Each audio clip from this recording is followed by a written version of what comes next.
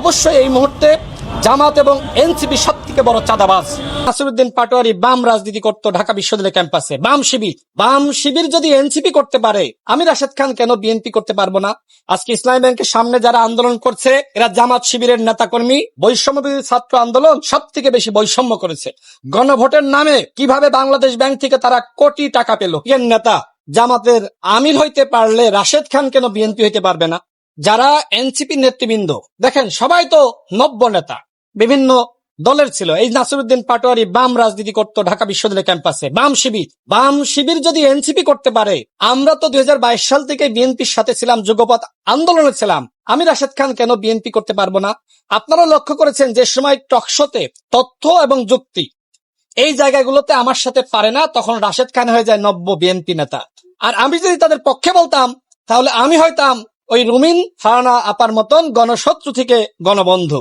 মানে আমি তো এখন জামাত এবং এনসিপির কাছে গণশত্রু, কিন্তু এই দেশের জনগণ জানে যে আমরা সত্য এবং ন্যায়ের পথে আছি। আজকে তারা ফেসবুকে দেখেন যে এই ফেসবুকে জামাত এবং এনসিপি কি পরিমাণ জালিমে পরিণত হয়েছে। তারা মজলুম সাজার চেষ্টা করে, বিভিন্ন জায়গায় বক্তব্য দিয়ে যে আমরা এই করছি, সেই করছি, দান করছি, খয়রাত করছি। দেখেন এই জামাত ইসলাম দানের নামে মূলত মানুষকে বিভ্রান্ত করছে। তারা ভোটের সময় কাঁচা টাকা দিয়ে ভোট কিনেছে। উন্নয়ন প্রকল্পগুলো হাসনাত আব্দুল্লাহ এবং কেন আসিফদের এলাকায় গেল, আমাদের এলাকায়, আমাদের উপজেলায় কেন গেল না? বৈষম্য বিরোধী ছাত্র আন্দোলন সব থেকে বেশি বৈষম্য করেছে। গণভোটের নামে কিভাবে বাংলাদেশ ব্যাংক থেকে তারা কোটি টাকা পেল, কিভাবে পেল, এগুলো যদি আপনি তদন্ত করেন তাহলে অনেকে বিড়াল বের হয়ে আসবে। ওই যে একজন নারীর আমরা দেখেছিলাম না, কাজ পাইয়ে দেওয়ার কথা বলে কিভাবে সেই নারীর কাছ থেকে সার্জিস চাঁদাবাজি করেছিল 48 লাখ টাকা।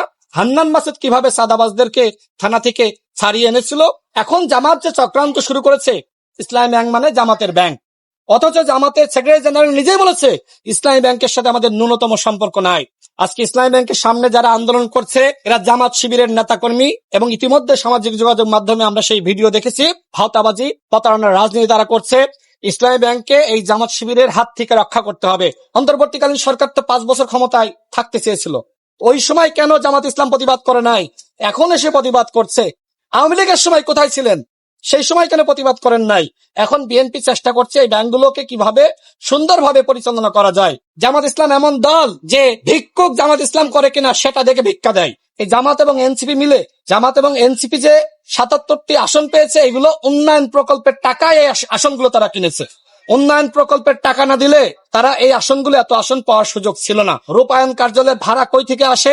নাহিদ ইসলাম তো মাত্র 6 মাস তিনি উপদেষ্টা ছিলেন, এরপরে এখন বিলাসবহুল ফ্ল্যাট এবং তার গাড়ি আছে, তার এই যে অফিস ভাড়া, এইগুলো তিনি কই থেকে দিচ্ছেন?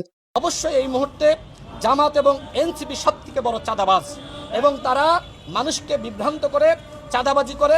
বিএনপি যে সকল চাঁদাবাজদেরকে বহিষ্কার করেছে, এই সকল চাঁদাবাজদেরকে এনসিপি পুনর্বাসন করে